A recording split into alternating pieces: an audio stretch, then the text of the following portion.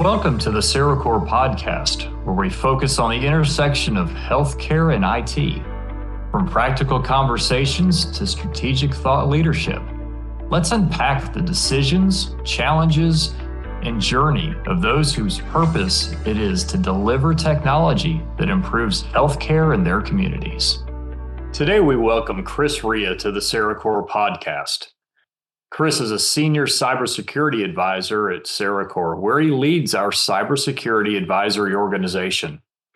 What makes Chris's perspective especially valuable is his operator background.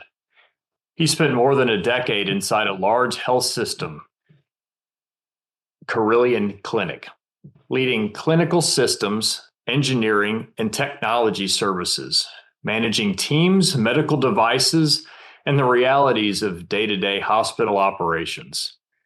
Chris also brings experience from the federal and defense side, including work with MITRE and the U.S. Army Medical Department, giving him a unique lens on risk, resilience, and security at scale. Today's conversation focuses on a challenge many rural hospitals face. How do you close growing cybersecurity gaps without hiring a massive team or blowing up the budget? We'll talk about why the rural cyber talent gap is widening, what the fractional CISO model really looks like in practice, and how CereCore's operator experience and ability to expand capacity helps smaller hospitals protect themselves, keep the lights on, and even innovate. Chris, welcome to the CereCore Podcast. Thanks for the introduction, Phil. Great to be here. Excellent. Well, you've got a unique background, starting in clinical engineering and biomedical. How does coming from the world of medical devices change your view on cybersecurity, perhaps compared to the traditional IT path? That's a great question. And the medical devices have always been a bit of an enigma for folks in cybersecurity, particularly the IT folks that didn't have a lot of experience working with them. My background, as you mentioned, I've worked for a large independent healthcare delivery organization, Carilion Clinic. Prior to that, I was a contractor doing clinical engineering work with the Army Department of Defense. And one of the things that came to light there is the DoD is a very secure environment. And when you're putting new medical devices into a hospital there, it's the same as putting a new server, computer. It has to go through all their cybersecurity challenges and rigor that they have. This was prior to that being the case in the civilian sector. And then when I transferred to the civilian sector, it was actually a good fit because that was at a time when there was a lot of cyber threats that were just starting to emerge. So it's a great question. Well, you had mentioned your time at Carilion Clinic. Before moving into advisory, what was maybe the moment that where you decided I'm going to switch from that operator side to the advisory side of things? I have what I call itchy feet. I had been with Carilion for 14 years, and I just thought it'd be interesting to get back into the consulting world, where you can actually I think make more of an impact than just on one organization. So I transitioned to the consulting world where I worked for MITRE, which is they actually have the gold standard for cybersecurity. They're a federal government contractor, worked on some interesting projects during the COVID period. Then when that ended, it was time to look around again, and the opportunity at a major medical device manufacturer came up. So I got to see that side of the coin. And then, as I mentioned before, I have itchy feet. After doing that for a while, I took a bit of a sabbatical and then came to work for CereCore, where I can really follow my passion, which is helping rural hospitals and under-resourced hospitals address the cybersecurity challenges that they're facing. Oh, that's excellent, Chris. And you mentioned rural healthcare, and so we'll talk a little bit about that. I mean, we often see, especially with rural, that there's quite a divide between the haves and the have-nots. In your experience, what do you think is maybe the single biggest disadvantage that rural hospitals often face when it comes to cybersecurity right now? The rural hospitals are very resource constrained, not just with cybersecurity, but really with everything they do. And that is a disadvantage, but I give those folks credit because they've become very creative in the way that they address those challenges. They wear a lot of different hats. And a rural facility, particularly the critical access hospitals, it's a part of that community, just like a church or something else. It's not just a hospital. It's really embedded in that community. And the folks have a lot of pride in those hospitals, with one of the reasons being that no matter who the patients are, they're probably a friend or a relative of the employees that are working there. So there's a lot of pride and very creative ways to address the resource challenges. Oh, no, I love the fact that you use the word pride, because I see that day in and day out when I talk to these hospital leaders that are in those rural markets, and they take pride in the fact that they're there to serve their community. And that it's a very personal mission for them. So, we often, hear some, rural health leaders, particularly, when it comes to cybersecurity, let's say, well, we're probably too small, to be a target. Not sure that's necessarily the case. So, do you have like a story or perhaps a metric that you can point to kind of bring to light that's probably not the best way of looking at things for these individuals when they're looking at cybersecurity threats? That is true. Actually, no organization, or not even any individual, is too small to be overlooked. As we're aware, individuals can be victims of this, and it can cost them dearly as well.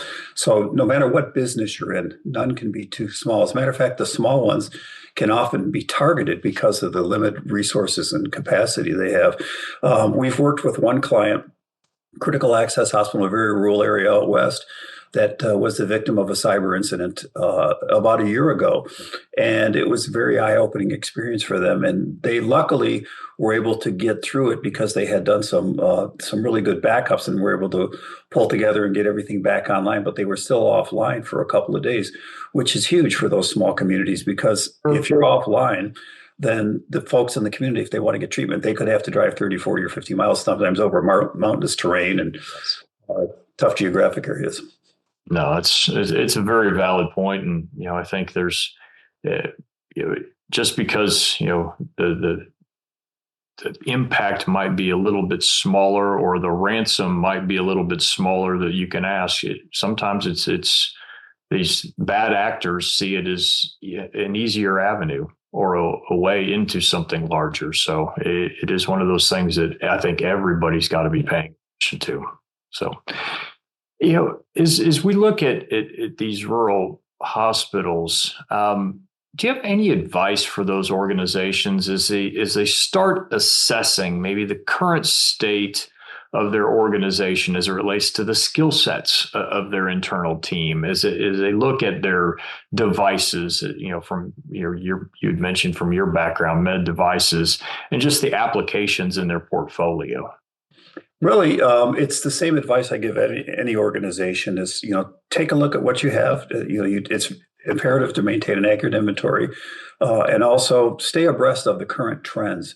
Network, whether through professional organizations or through, your colleagues. There's a number of different organizations that are available particularly for cybersecurity through the federal government, and also the rural health organizations have resources for that. However, when it really does come down to having technical expertise and knowledge that is on site, and to be proactive with that, that's where the services that CereCore provides can help. Where we're able to provide expertise that the small facilities would not necessarily have or be able to afford, nor would they need full time. And that's where we bring value to our clients. Yeah, I think that's a good call out as it relates to, full time versus, fractional capabilities. And so maybe that gives us a good segment to talk a little bit about what we teased at the top of the podcast, which was, most organizations that are of a certain size just don't have a full, true dedicated CISO. And whether that's, from a budgetary standpoint or perhaps even, a lack of being able to find someone from a local talent perspective. So, maybe if you would dive into a little bit about how having that fractional CISO support would work to help fill that gap and that need. And then really in the context of that, how does that fractional CISO come in and work with the organization, building trust with the other internal IT and the other leadership inside of the organization? As I mentioned earlier, the rural hospitals are very creative and they're very resource constrained. They wear a lot of different hats in those organizations. I was on a call last week with one of the clients we're working with, a critical access hospital, and the compliance manager is now in charge of the HIM department. So they're spread really thin. The fractional expertise that can be brought to the table for them is something that can provide a lot of high level technological assistance and guidance without having to maintain a full-time FTE for that, because in those small hospitals a full-time FTE isn't warranted. And the other expertise we bring, it's the whole army of resources we have at CereCore. It's not just a one person, a Chris Riha, but we have a whole array of different talent we can bring on a fractional basis if need be, whether it's for doing tabletop exercises or any type of technological remediations that we can do. There's a whole talent pool at CereCore we can dive into. Well, I think you mentioned something I always find it inspiring, but at the same time, it's challenging for these rural health systems and hospitals, is that you do have people that are wearing so many different hats, and they do the best they can, but ultimately you can't be an expert in all of those different areas. And so I think that's where, even some of the justification, really resides when it comes to bringing in external talent, because it's one of those things where, yes, you can maybe keep the lights on with one person spread across multiple disciplines, but are you really going to close all the gaps? Are you really going to accelerate and take advantage of what needs to be taken advantage of? And I think that's kind of where, another one of those values that we really want to talk about. So, we talked a little bit just about, some of the gaps there. Another one of the huge gaps is just funding. Right. When you talk about the haves and the have-nots, and I know that's always a challenge for a lot of rural hospitals. And, we've done a lot of research. I know you're on the team that's working on it as well, just in and around, the Rural Health Transformation Program funding and some of the other funding mechanisms that rural health can tap into from both a state and a federal government standpoint. So maybe talk just a little bit about, how rural health should be looking at those sources in the context of their cybersecurity posture. It's interesting because if you go back about 3 or 4 years post-pandemic, one of the biggest challenges the rural healthcare organizations would be facing, if you'd ask the CEOs, is, geez, we're concerned about all the cybersecurity stuff going on. Now we're concerned about the change in the funding, that we're worried about keeping our lights on, but the cybersecurity hasn't gone away. It's actually gotten a little bit more complex for them. So what we're trying to do is, when we go into an organization, we can do an assessment and say, these are the things we think would benefit you from a cybersecurity perspective. And, oh, by the way, here's some avenues to get those funded. So we don't want to just go in and say, here's the things you need to do. We want to say, here's some things that we think can help you, and here's the way to fund it. As you mentioned, at CereCore, we've got a dedicated team looking at how hospitals can actually work with the grant program, the Rural Health Transformation Program. Each state is managing it on their own. And again, these rural hospitals may not have the expertise to be able to dig through all that federal government bureaucracy. In addition to that, we're also working on a different grant program. It's called the ARPA-H, which was specifically set up in 2022 to help healthcare organizations. So we're looking at potentially getting a grant for that, where we could help organizations do tabletop exercises in a very expedient and efficient manner. And I'm working with one of the clients we have on a USAC, which is a telecommunications funding grant. helping them walk through that process. So there's a lot of tools that we can bring to the table to help work with them to identify funding to meet some of their needs. Yep. Well, I think, part of that process is just coming in and partnering, right? And understanding that there, even with certain funding mechanisms, there's still, limited budgets. And so sometimes things can't get done year one. And it takes a multi-year process to get from, where an organization is today to where they need to be. And I think it's that, coming alongside, helping them build out that plan is what really makes a big difference. So that's great. One of the things that you mentioned earlier was tabletop exercises. And so I'd be curious to get your take on just how you see those being helpful for organizations that do have limited budgets on cybersecurity. Well, tabletop exercises, just so everyone's familiar with them, it's a way of testing all the policies and procedures that you have in place in a safe environment. And what we've done with a number of organizations, and we'll go in and say, okay, this is the particular scenario. You've been hit with a ransomware attack. What are you going to do? And then we walk them through the process. What we're looking at doing is doing that in a much more efficient way so that organizations wouldn't have to bring in these outside consultants to do it. They could do it on a more frequent basis because it identifies not only the gaps you may have in your technology policies and procedures, but also, just as importantly, it gets that muscle memory of those teams that, hey, we've done this in a drill, we can do this in a real-time scenario. So it's really a win-win. And a lot of auditors look for that too. As a matter of fact, it's actually required in the NIST cybersecurity framework is to test your policies and procedures. And the tabletop exercises is about the best way to do that. Oh, that's excellent. Well, I appreciate you diving into that for our audience. So we've been talking about rural hospitals and just smaller hospitals in general. How, as you engage with these organizations, how do you help them really bridge the gap between just keeping the lights on operationally or on the other side of things, locking down the door from a security standpoint? What's the process? One of the things we do is, first thing we do is we go in and listen to them. We find out what they think their needs are, and then take a look at what they've already put together, and then we lend our expertise to that. The other thing that we bring to the table is, as I mentioned before, these folks are very creative.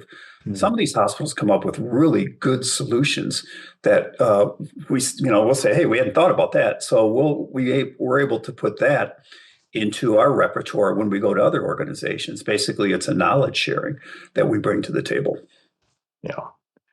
Well, and I think that knowledge sharing is great. And that, there's a good number of associations, but at the same point, I think, we're able to come in and say, hey, here's what we've done for this organization, and this organization, and bring that expertise and be able to then, help them apply it to their particular situation, which I think is great. One of the things that a lot of these smaller organizations have is they may be doing things, but they're not documenting the policies and processes, so that knowledge resides with one person. And when that person leaves, there's a bit of a drought. Plus, it's also, there's recommendations that you have to have certain policies and procedures.